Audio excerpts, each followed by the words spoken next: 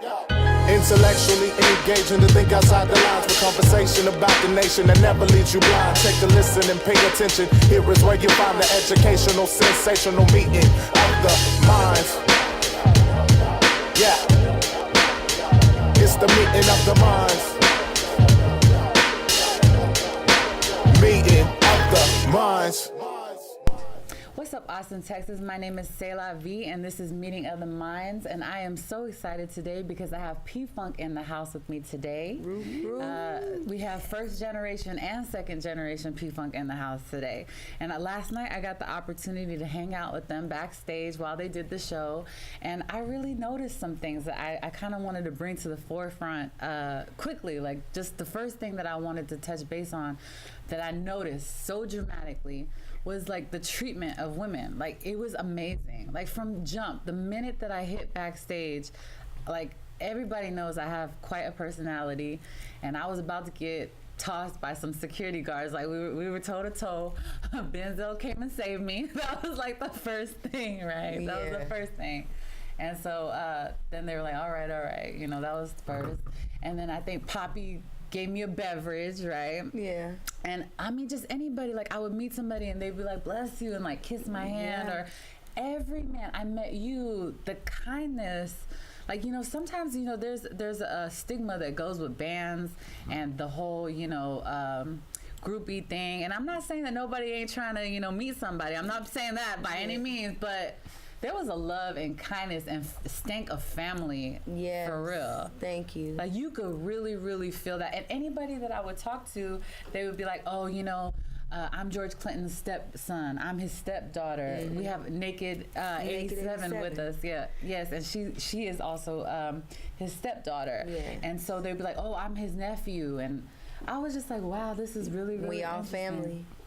And you really feel that way. Yeah.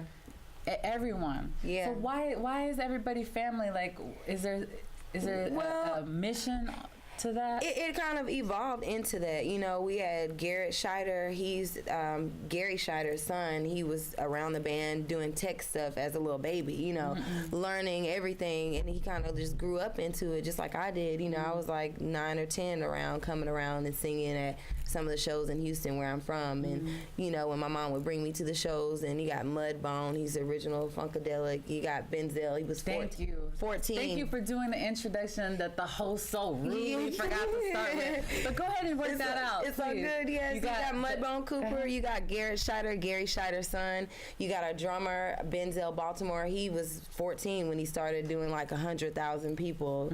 You know, you got Danny Bedrosian. He's an amazing, sick, out of this world keyboardist that I've never even seen anybody play keys like him before without even looking. I saw that. You know, so we all family and we all travel together all around the world. We don't have no choice but to love each other. This is a family because we have all grown up around it. We've all literally known this guy has known me since before I was born. Yeah. You know, and him and her. And, you know, that's why this is a family. We all know each other. Literally a family, you know. Grew up together. Literally a family. My dad was in this band for 40 years, and, you know, his dad was in this band for about 30, 40 years. He's been in the band for years. And naturally, you know, they bring along a generation of children, and we want to aspire to do the same thing. Yeah. So this is a family business, so to speak. And so we training our kids. Family. So we got 3 generations of funk. And that's what it was. It was like one nation under funk for real. Like, it was going down. Mudbone, you helped really market and mold the brand. Yeah, mold this brand. Yeah, well, my first encounter, you know, I met George in '69 actually. It started, I opened for Funkadelic with a band from Baltimore because I'm originally out of Baltimore, Maryland, called Madhouse. We opened for Funkadelic. And George was he was very impressed, and he wanted to, he said to me, he said, hey man, if I didn't know what group I'm in, I would swear I'm supposed to be in this. And I said, that's a major compliment. And I said to him, hey, if you ever need a singer, which I never thought would take place, I said, here's my number. A couple of years later, I got a call from Bootsy Collins, and that's how I actually got started. Bootsy and I got together in '73, and I did co-writing on a song called I'd Rather Be With You. which has been covered by a lot of people from NWA to Beyonce to on and stuff. And I started simultaneously recording with George on Chocolate City album in '74. So that's my first recording with Parliament. And everything from Chocolate City throughout, you know, Flashlight, Tear the Roof Off, whatever it is, all the hits, you know, I've been there since that time. That's a long friendship. Yeah. So, you know, I know the group as, you know, I know George as family, really, because George and my father was very cool. And that's why I call him Funk Daddy, you know. And, you know, for me, it is what it is. I'm out here because I love the people that I'm working with. I understand the brand, and I'm thankful that the brand still has a chance to exist. Yes. You know, and also be in demand yet. So, yeah, it's an honor to be funkin'. The brand is I get teary-eyed. Go ahead. the brand is what keeps this family together. Yeah. You know what I'm saying? The brand is I guess the reason why we all kind of exist as musicians, because like I said, we grew up around it. We've, you know, it influenced us, you know, so this is kind of a natural transition for a lot of us, but we owe all of that to the brand. Yes. Like You my can mom sense just it. said. I'm telling you, you can sense it. It's like very organic. Everybody's like taking their turn, like really just to, I don't know, just do something. Like get nasty with it or get soulful with it. It's like, and we take so many turns during the show, you know? But, and then the bodies, like we got so many bodies, people using their bodies to do art, you know? I know, sis, last night you were wearing a beautiful outfit. Very similar. Yeah, very similar. I don't know if, that's it. if they can see that, but, she had on an outfit. Oh my God, your body is something else. Thank you. I mean, there were people with majestic bodies. You had your shirt off. Everybody's like got their body out there. And I was like, wow. I think women look at other women's body more than men do. They do. I was like, look at her calves. I'm like, do, look, man. oh, and dang. that's the thing. Like, I always congratulate women. I don't do the hating shit. Like, if a bitch is fine, you fine. Like, give credit, you know. I love it. I feel good when people tell me I look good. So thank you, and you look amazing I too. appreciate you so much. Yes. I was checking it out to the fullest, and then she had the nerve to show up here talking about I don't work out. I don't. And then I was like, I don't. I have 2 children. They build the same way. I was born muscular, but all the more reason that everybody should know that God is giving you what God is giving Your you. gift for a purpose. I'm telling you, she shows. She looks like she's been bodybuilding for like the last, I don't know how long. Thank you. And that blesses you, you know, to know that we're all structured in a very particular way. Yeah, and I wanted to touch on something too, on something that you said about the way we all move and we kind of do our own thing. It's like we don't have a set list, and we're one of the bands that don't have a set list, and we have thousands of songs. We all know by each other's vibes, and Benzel being the drummer to set the tone of the song, that what we doing, and we all know when we're going to be moving. They know when I'm going to be moving in the center of the stage to move, or when Mudbone is doing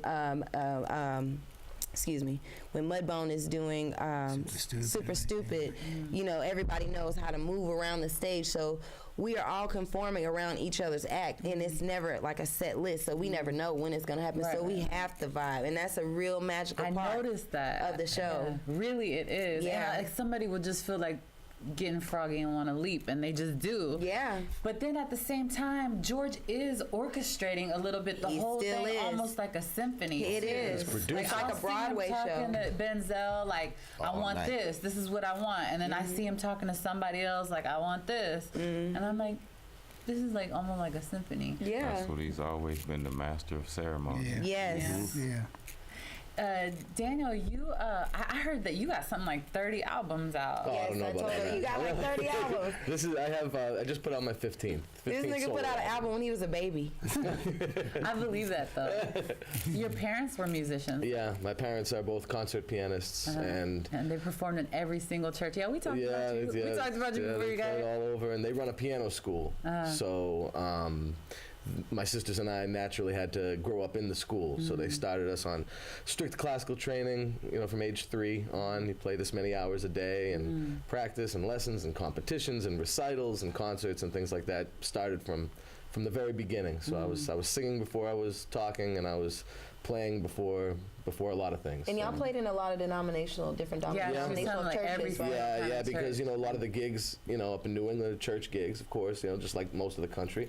And you work at this church, you work at that church, choir director, organist, accompanist, singer. I sang in the choirs, SATB music, and all kinds of choral music and gospel music and contemporary religious music, all kinds of stuff. It blows my mind how many musicians perfected their craft in the church, really. Yeah. Like, really, some of the best, that's where they perfected it. Yeah.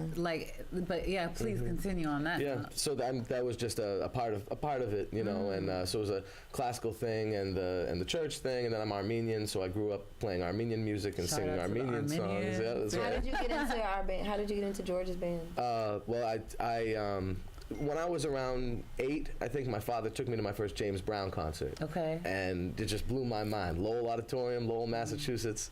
I was a little kid, and it just changed everything for me. And so I got a love for funk out of that. And, the sampling thing started happening with hip-hop, and of course, it was everywhere. PFunk was all of a sudden back on the radio, but in a different way, in a way that a new generation was hearing, and people that maybe wouldn't have been versed in it before were suddenly finding out about it. And so that's literally how I found out about it. And by the time I was about 10, 11, it was like my favorite band. I wanted to meet the band. I wanted to meet George. I said, when I grow up, I'm going to be the keyboard player for PFunk, And people would be You said that? Yeah, really? from about age 11, 12 on. That was like my goal. And when you set a goal, when you really truly set a goal, then offer no other alternatives. You know what I mean? And that's going to end up happening. I even remember being 14, and this is like early internet era, and there was an opportunity to have a live conversation with Gary Mudbone Cooper.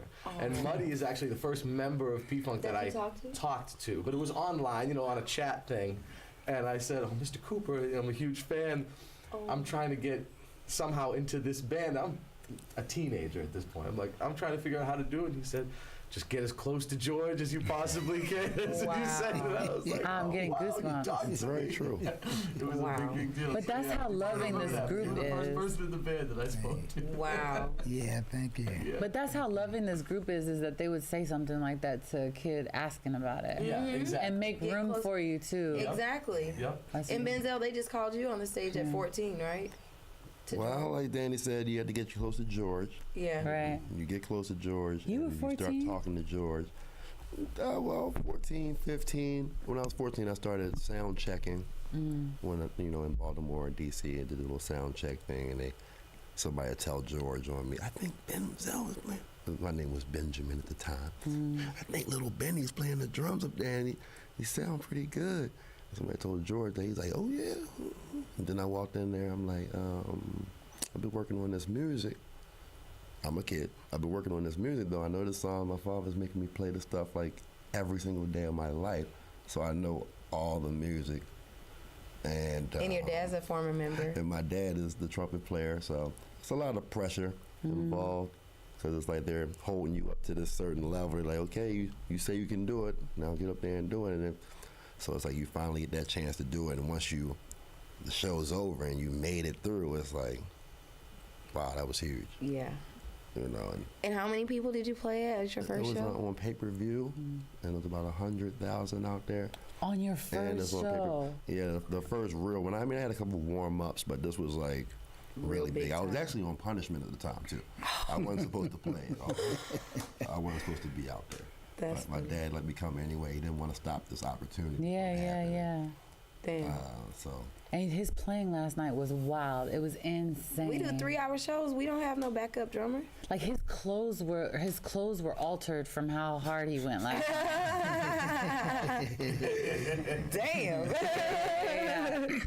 And then me and him are really big in theology, so we went on a theology binge, like nerds, straight nerds, Yeah, and we we're like did. getting scriptural and stuff. Everybody knows me. I'm a from old nerd to and a new. geek. Yeah. And so we're doing that, and then he's like, "Mom, we gotta go inside. It's cold out here. I've been sweating." Oh, I'm yeah, like, yeah. "Okay, all right." Yeah. He's like, "Don't you understand?" And I'm like, Seriously. "I saw you. I believe you. You were working the drums. It was Yeah. amazing." We got a couple of new albums coming out. We got the I'm Gonna Make You Sick featuring Scarface. We just did the video. That's with you, right? Yeah, I'm Is it featuring me. with all- Mudbone is singing on Okay, there. okay. All of us are, a part of the song, Okay. and we're all a part of the video. We just shot it with Video God. He's a very big producer.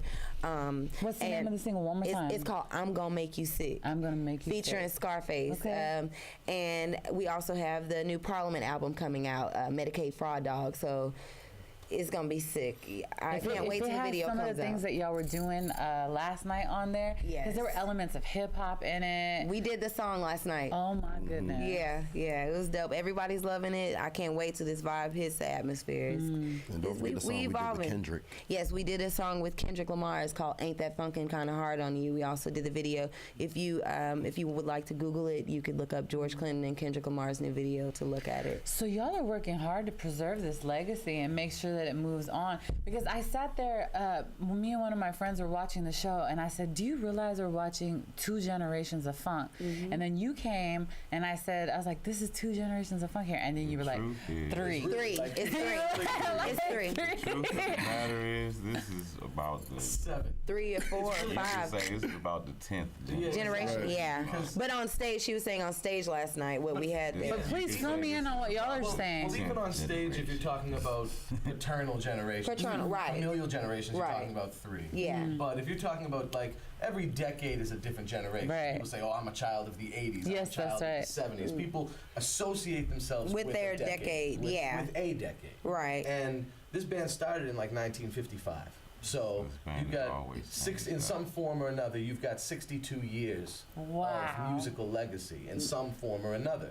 So from the Parliaments to Funkadelic to Parliament to PFunk to all of these different enumerations of this band, you're talking about 7 and going decades. Right. So each decade is really a generation in a lot of ways. Exactly. The 60s, the 50s was nothing like the 60s. The 60s was nothing like the 70s. That's right. On and on. And it's transforming. It does. Transforming. And the thing that is, the reality of it is, George don't want to do this forever. He's going to retire, and he's setting up a foundation for all of us to be able to do it through carrying his brand on. He has And a set up clear foundation. platform. He is, and we are taking advantage of it. As all individuals, you got Garrett with his new album, Star Child Jr. You want to introduce your album? Yeah, I want to see that. Let me see. Hold on. Wait till you get to me. Yeah, I mean, hey, take my we just turn. go with the flow. This is It is, yeah, right, we're sitting at the dinner I'm table just shouting him eating, out you know. because he gets on But stage that after does- every show that and actually sells looks his The really stuff. cat is dope. out the bag already. I'll go ahead. Yeah, but I like that name, Star Child. Let me see So, that. all right. My name is Garrett Scheider, first off.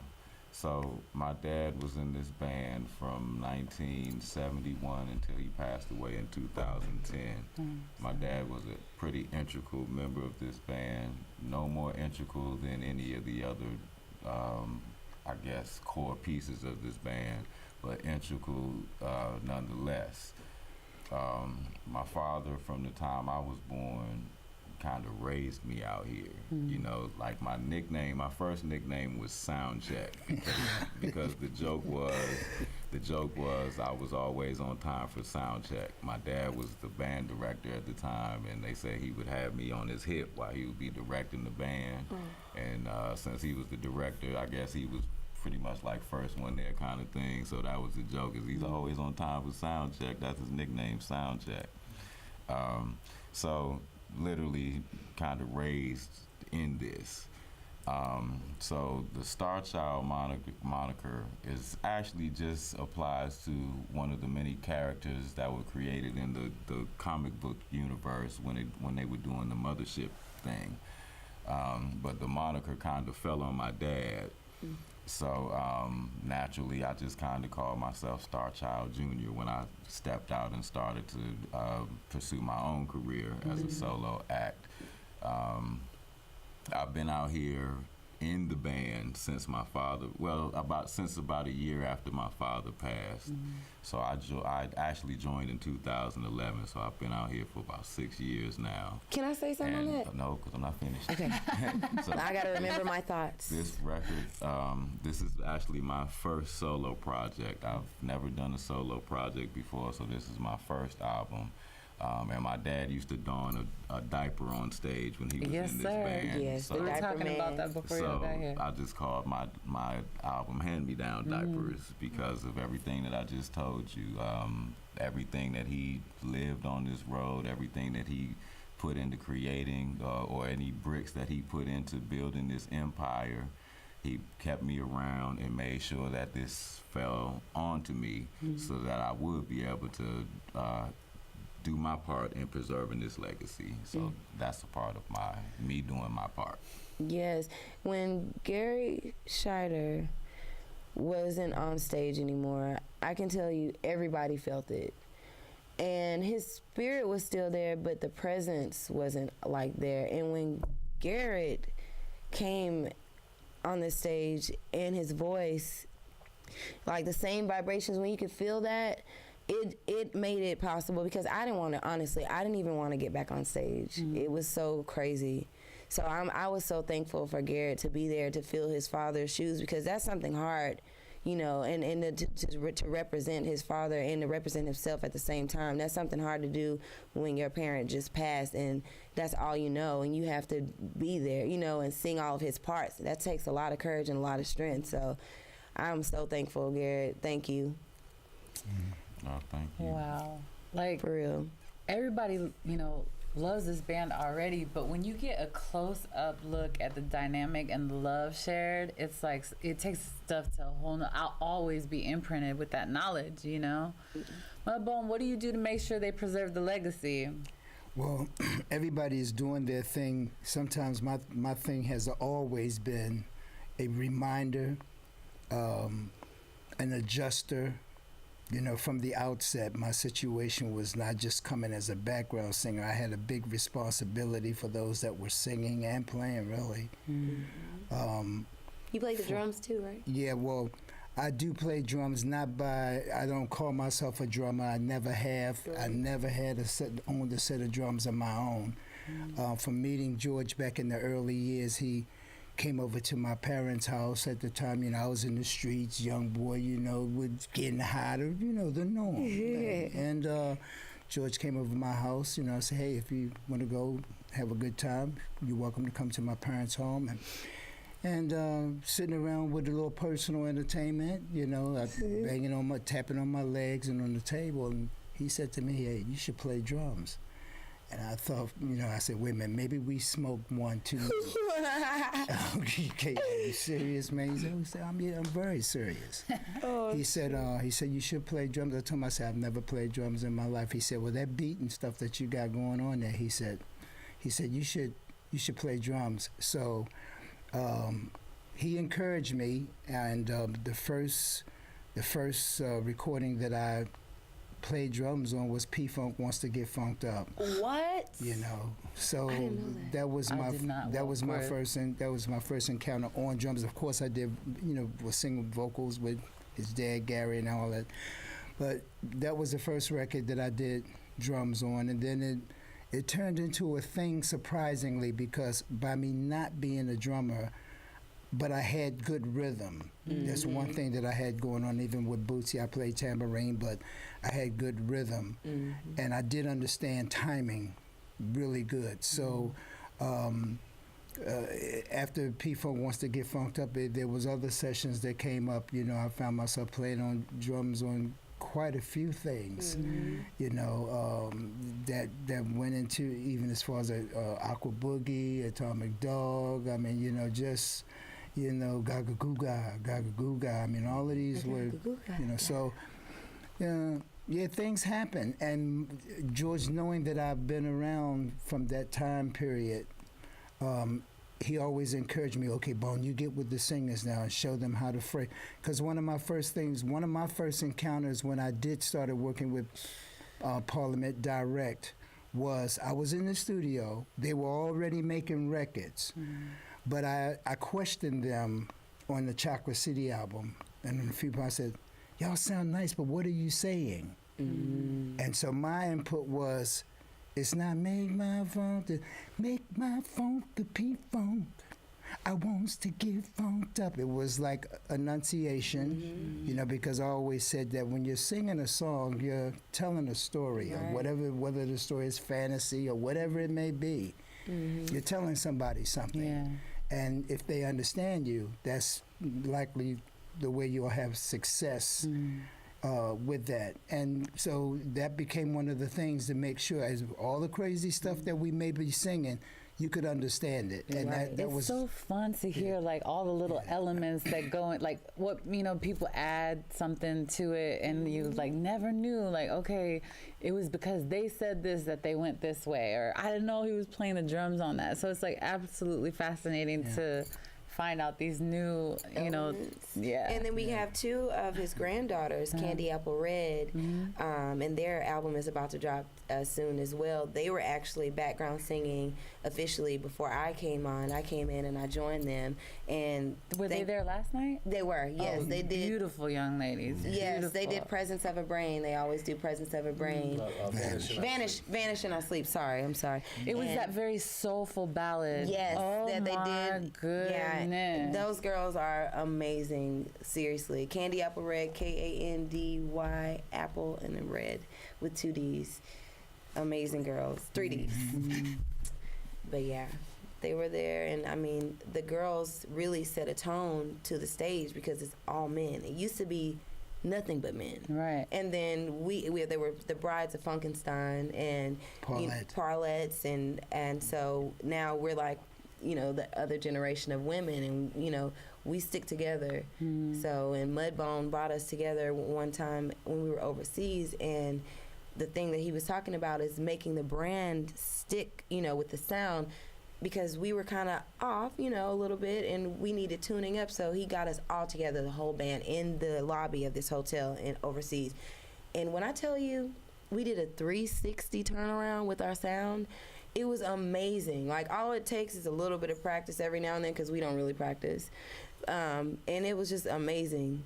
You are the shit. The elder coming through with the excellent stick. I'm right. 5 hours a day. 5 hours a day. Well, let me rephrase myself. I didn't mean as individuals. I didn't mean as individuals. I meant as a group together, and the sound as being one. You know? I wouldn't know that y'all practice more individually. Individually, like, you know, yeah. But as one, we need to come together every now and then. Yeah. We come together at sound check every day. Of course, those of us who come to sound check, we come and we check. You know, we do that kind But of as far as tightening up the vocals as a brand, Mudbone did that. He brought it back, and making sure they stay excellent. The audience captured it, and they noticed it, and it was just amazing. Seriously. And even in your music, I was listening to it. I could hear the funk. Yeah, thank you. Yeah, meow. I got that meow meow song on. But also very elements of hip hop, and then elements of pop. And so, but the funk is still in there. It is. You got Get Low by 13. We got Get Low. That's on the new First You Gotta Shake the Gate album. Meow Meow is on there.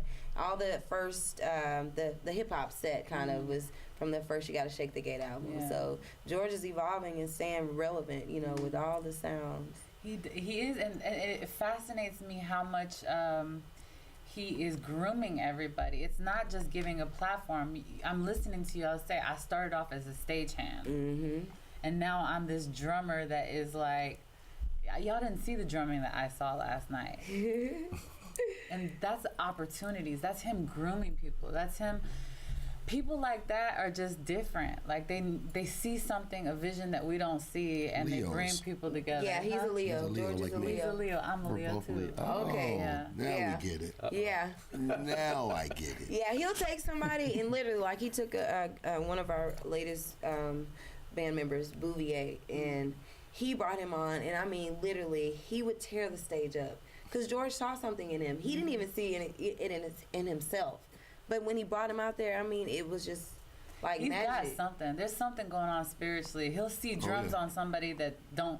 Play drums. Yeah. Exactly. That's That's what what he he does does. that. That's what he does Yeah, yeah, best. yeah. So He let's does. talk about spirituality in the band. See, I know they don't do this in interviews. Yeah. So what is there a philosophy on the band that everybody sticks to? Is there like For is there your mind and your ass will follow. Hold on, let's hear it Think it again. ain't illegal yet. Free your mind and your ass will follow. Think it ain't illegal yet. No, I'm One just nation playing. under a groove. It's all about love, really. I think when we're all in the mood, it's like Holy Ghost, Holy Spirit on the stage. Like when we all set our mind free, like Garrett said, it's just a whole vibe that you feel like you don't want to do shit but be free.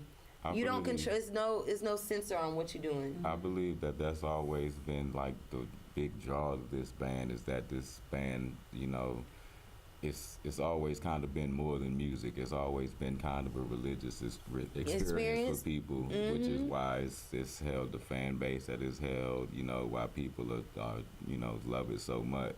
Yeah. It's kind of a cultish kind of a thing. Yeah, when you come to our our first show, they call it getting your cherry they pop. really because they really believe in some of those sayings. You know what I mean? Like if you talk to some of these folks, in their normal conversation, they're throwing some of these, free your mind and your Yes, ass will will follow. follow. They really believe in some of this stuff. Or like Good Thoughts, Bad Thoughts. That too. Yeah. That's one. There's a song called Good Thoughts, Bad Thoughts that they, it's George has been, obviously as one of the main lyricists in this thing, really philosophically driven, spiritually driven, driven by a religious experience as a youngster, but also taking things he learned from reading, taking things he learned from different people he met along the way. He's really good at adapting to different environments and learning from those environments. And a lot of the stuff that he put forth lyrically, poetically, if you will, stuff like Good Thoughts, Bad Thoughts is another one called Biological Speculation.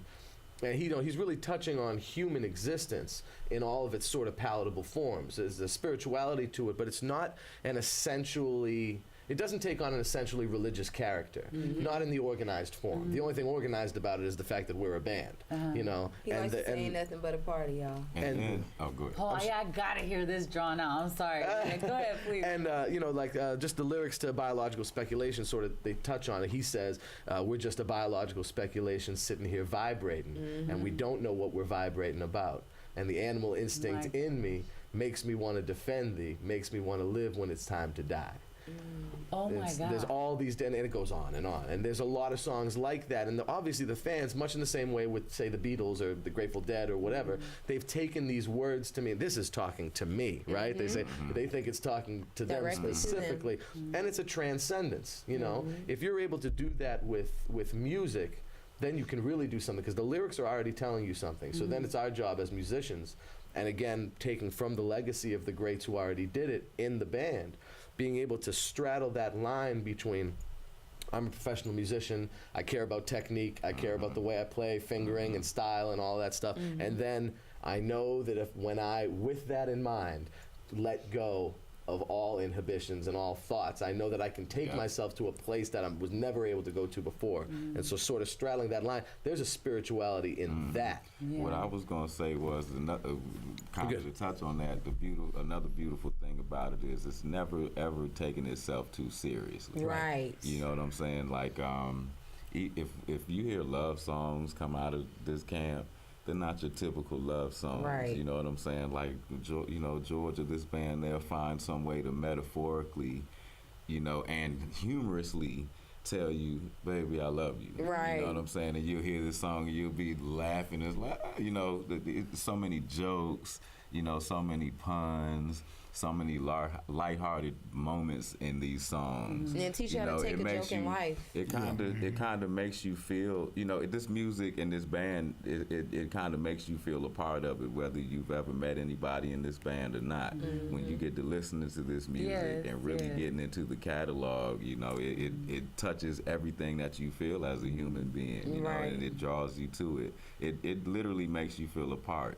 So the other part to that is, with that being said, this band also happens to be very accessible, whereas most artists that you like, it's always this kind of mythic thing about it. It's like, I wonder how they, you know, go about just ordering a hamburger on the daily. You know, you want to get to know. Well, this band has always been the kind of band that, you know, like you said, you know, you reached out to Muddy as a 14-year-old, and he responds back. And not only responds back, but he responds back to you like, you know, he's like you, really you know, something real, not like a superstar or anything. He responds to you like a normal human being. Get close to George and see what happens. That's what I always exactly. notice after our shows. Everyone's like, everyone was so nice. Oh my God, I've never been to a concert like this in my life. I have to. And these people come back to every show that we have. That's real. Their and fans have met them. I have you been know. back. I've been in the music business for many, many years. Every facet, marketing, and people pose, posture, got a certain air. It's not this way with you guys. Yeah. This is a really interesting experiment, and again, it goes to the longevity. Most bands, even really great bands, they burn out in a couple years. You know, some of the best bands that have ever been around, they're just like, oh, and then gone. And I think this is a really interesting musical experiment in Western music, because other than, say, an orchestra or maybe a jazz band where the band director's been dead for decades, this is the only real group that has lasted this long in American popular music, maybe Western music in general. So it's an experiment, and the reason why people, whenever I hear people say it's just like nothing I've ever experienced before, even on like a personality level, not even on what they see on the stage, I think that's because this is an experiment that you're only seeing in this form. This is the only time you can really see it like this. Nowhere else has made it this far. And the thing about it is, we all live on all different sides of the U.S. Like, we got Baltimore, we got Houston, Baltimore, Houston. I'm from Houston, Texas. Florida. Danny's from Boston. Oh, are you from Boston? Born But you and raised. living in Florida? I live in Florida now. Got it. Yep. Okay. Garrett, DC. So like, we all got to fly from different places to meet up. We take 21 hours in these vans together and stuff. You know, it's crazy. So how do y'all keep it together? Don't y'all have moments sometimes where you're Oh yeah. like, ugh? Oh yeah. Every day. Oh yeah. You know, but we family, so. That's what you go through. Everybody has it. Everybody does it. Yeah. Everybody has you know, those times that So how do y'all overcome? We shall overcome. We overcome because when it comes down to it, it's like they said, there's 3 and 4 generations. Yeah, we smoke a lot of weed. We definitely do a lot of that. We smoke a lot of weed. We get a lot of free weed and we consume it. I told y'all that Wesley Muhammad is coming on the show soon, and he's talking about marijuana, and I made a vow. I was like, I'm, you know, no smoking until he comes on the show. Yeah. So literally, and these joints were rolled to perfection, like perfect perfection, and a certain smell. So they were passing out. I was like, me all night long, and they're like, just smoke. I said, I gave my word. I gave my word. All I am is my word. All I am is my word. But my feelings were hurt, and they would blow it in my face. I'm like, you're just cold blooded. You're just cold blooded with it. It's okay. I'm not much of a drinker at all. Like, my preference is because women get sloppy when they drink sometimes, and I've always been afraid of that. Yeah. Like, I always felt like if I smoke, I know where I'm at. I'm not gonna wake up somewhere I shouldn't be. That's very terrifying for me. Been there, done that. I digress. Men get sloppy when they're drunk. But I drink. So I drink a little bit of wine. Y'all had like some Chardonnay or something. Y'all had some, and we need to talk about the wine too in a second. Yes. So I had a little bit of wine, like this much wine. And then I had a little bit of beer, and then Poppy came and took the beer from me. It was like, this is warm. No, it wasn't Poppy. It was 13. 13. Okay. Poppy gave me the first beer, and 13 was like, you've been holding that for a long time. And he brought a new one, and I did finish that one. But off of those 3, I was like, I was like, girl, I think you didn't drunk. Because my tolerance is so low. I was feeling so goofy, and I hadn't ate anything. So you better live. You carried yourself accordingly, though. Thank you. That's a P-Funk style. I try my best. Let's talk about that wine, though. Yes, so we got, George has a new Parliament Funkadelic red wine and white wine. Yes, and it is amazing. It's coming out soon. Well, it's actually out. It's out already. Well, we went to a vineyard in Hallisville, and the people that own it are from Italy, and they actually do everything from there. So our wine is like based from Italy. And we drink so much wine from out there, testing the wine to Y'all find might as well out put your own name on it. Yeah. so much wine in Italy. So we got a real good smooth Parliament and Funkadelic red wine and white wine. I wonder if that's what I was drinking last night. No, No, you wouldn't. No, you wouldn't. You would know. You would know. You would know. I would have been worse. I would have been like, hey, everybody. Mudbone was like, I need my case. Like It's that. good. Oh Yes. yeah. Cause see, I live in France. Yes, and I so live he knows good you know. Mudbone, let me know when you need a visitation. They call me C'est La Vie. For real. It's the life. It's the life. It's the life. Yeah, c'est la vie. It's the life. But yeah. go ahead, go. Yeah, that's But you know, so I came up. One of my friends' father was part of the Bordeaux wine company. So every time we go to his place, he's always going down in the wine cellar and coming up with big trays of, the good, what's The good, aged. better, and the best. Right. Oh, This is good, Muddy. This is better, and this is the best. So you sample, and he taught me wine, the etiquette of it. Opening a bottle and letting it breathe first before you consume and everything. Because I'm from the streets. Open a bottle, turn it up. You know what I'm saying? Baltimore City, bro. Yeah. You know what's up, but Bag on it. but that's when I tasted the Parliament Funkadelic wine. I was like, oh, this really is for real. for real. It's good. Wow, I it's can't really wait. good. Yeah, we're gonna have to give you guys And a bottle. Oh, please do. Yes, I can't and wait. my dad told me to say thank you so much for having us. He's really happy about this, so thank you. Thank you, all of you. Thank you so much. Yeah. Shoot. We got a late start, or I would be dragging this out, even longer. But at least we got a chance to, touch base and. Oh, you were saying how did we keep it together? That's And I was true. gonna say Yeah, let's just go back into that. Yeah. Go for 3, it. 2, 1. Yeah. That's all I was saying. But so the generations and how do we get through this is basically because we're probably the only people that can really do this. Like it's like we're a family. Like me coming in and a lot of the younger people that were born into this. That's what PFunk is. It's, You have to be able to roll like this to be down with it. So you can't just hire anybody to play for Joy. You're not going to get a new keyboard player. You can't be easily You know what I mean? offended, Like it's right? going to be 'Cause hard. Easily offended it makes you a liability, really. Yeah, and you gotta have a free schedule. You This gotta. is literally It's kind a of lifestyle. a family thing where it's in your blood. It is. Your family got to understand that they got to help with the kids. We got to get nannies. We got to not have jobs when we get home and be off for a month sometimes. But we're the most touringest band, so we're always busy, But we're not able to have normal lifestyles. And we sacrifice that to be around each other. How on long the have road. y'all been on this tour? All year. All year, yeah. It never hasn't ends. It's stopped. just a It couple never days ends. off. 2015. This is a tour that 2015. never ends. We stay on the road pretty consistently All the through time. the year. This is a Yeah. year in the life for us. It is. This is a year in Y'all the gonna life have me for us. dress up tonight and show up on the scene. I gotta decide if I'm going with Native American theme or Ooh, that maybe, works. Please. maybe Yes. Middle Eastern glittery theme. Yes. Please. Yes, that all sounds good. You're going to get the braids, the two braids?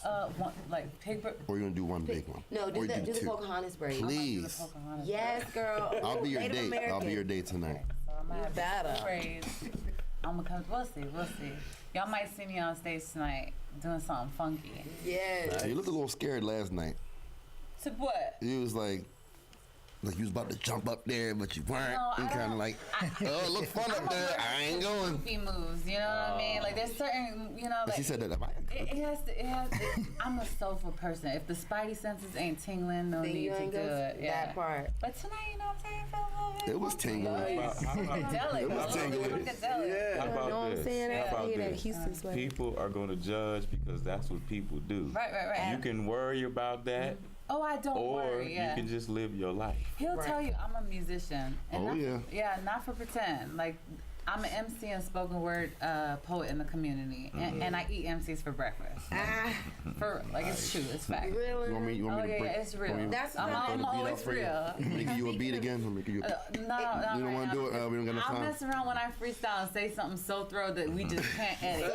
and they'll want to, they'll be like, they'll do me wrong. They'll keep the footage. They've already done several things that I'm not happy with. We'll talk about it. But you was a record store child too, right? So yeah, my father owned a music store. So that's how I'm familiar with y'all's music and everybody. I'm talking from Mahalia Jackson to Billie Holiday to Metallica. My father owned a music store in the hood, off of Rumberg and Lamar. And that's what we have in common. My dad, my biological father, Daryl Scott, who also created Screw Music. And we had Screw. We were the only place in town that had Screw Music for a while. Yes, he passed it to DJ Screw. It's on DJ Screw's documentary on YouTube.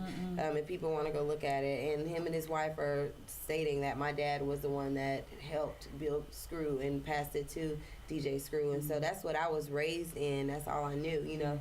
And I went to all performing arts, performing and visual arts schools in Houston, Texas. So that whole Houston and the rap game was all embedded in me. And then I got the funk side. So it's like rock and funk and rap. It's that music store that created me. That's why I am this way. It is. Yeah. It is. It makes I became this way because of studying music. Yeah. So anything that had an interesting cover, I was gonna test it. Yeah. You so know? that's why I think me and you vibe instantly. Right off, I just like, all right. Oh, it was that way. I mean, I was like, do I have a girl crush? Because, like, wow, like this girl right here. She was just doing it. Before we sign off, we got to go a little bit early because y'all got a sound check and all that good stuff. But I want to talk about your music you have coming out. Yeah, I have. It just came out like 3 or 4 days ago. It is called 8finity. It's by my group Secret Army. It's my 15th album that I've put out yet. Look at that. 15. Yeah, 15. And we do play this stuff out when we're off, you know, and Benzel is actually the drummer in this group, and our bass player Lige Curry, who plays with Problem with Funkadelic, also plays in the group, and George is on the album as well, and Michael Hampton and Clip Payne and a number of the members of the band, and my 2-year-old daughter is on this as well, singing with me. Really? Yeah. And I'm really proud of it. I really like this album, and just keeping moving through, making more music. It's important to. I've been in the group 15 years. I put out 15 albums in that time, so it's good to just keep focused and keep working on it. Yeah, and it's good to kind of just keep staggering, you know, just keep working, and you know, because a lot of times people will say to me, I have friends who might be signed or in a very kind of traditional element of music, rhythm and blues or classical or anything that's very just one way, unlike PFunk, which is kind of all over the place. It really is. And they'll say to me, oh, I envy you so much. You put out your own music. You have this thing, you have a sound, and you get to like push your sound, and it's unique and it's you. I always have to fit in a certain box, and I have to go by a certain thing. And I say, well, if it makes you feel any better, you know, do it yourself too.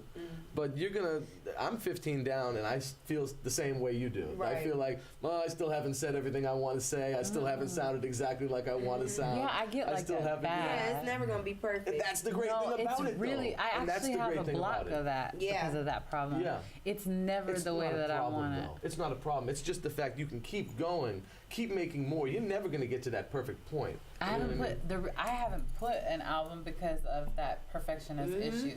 I could always change it. It's not in my head. It was this way. It didn't come that way. And this, I'm always like that. Yes. Yeah. So I manifest my victories in things that don't have, like, I don't know, like this, like the show. Yeah. Right. But I have such a problem with that. I can dig it. I think the only way to sort of get over it as artists is just go ahead and just put trial it and out. error. Trial and error. Everybody says, they're like, yo, that was so dope, or they'll, you know the song, like they'll know the song. I'm like, that was a rough draft though, and that'll show you what it is. Yeah. And also, you oftentimes don't know the best for you. Other people, so that's the transcendence of music. Somebody else, Brandy might hear a song that I write and hear something totally different than what I was thinking. I might not even like the song, and I wrote it, and she might like it. You know what I mean? So there's really.